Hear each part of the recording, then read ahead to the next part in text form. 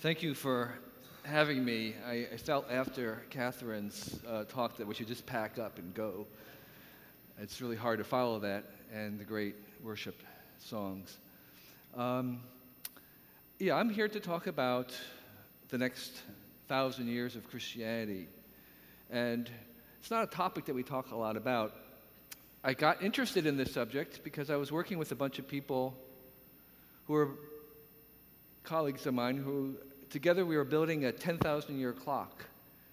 This is actually a clock. We've made 2 prototypes already. The first prototype is 16 feet, and it's in the London Science Museum.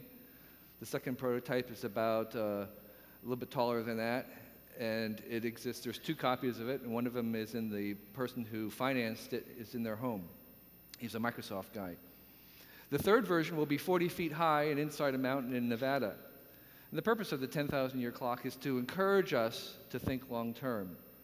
And I began to think about, well, if unbelievers are doing that, what are Christians doing about thinking about the next 1,000 years? And let me talk about how I began to think about that.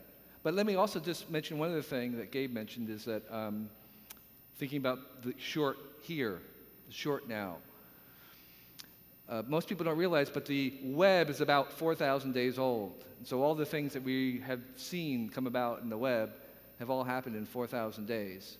So you get a kind of a sense of the rapid rate of change.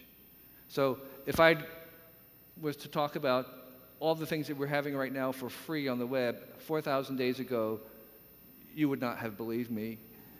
It would have been declared impossible and economically unfeasible. There was not enough money in the world to do all the things that happened, and yet here we are. So we're in a time of great change, and what I want to do is kind of lay out one way to think about the next 1,000 years of Christianity.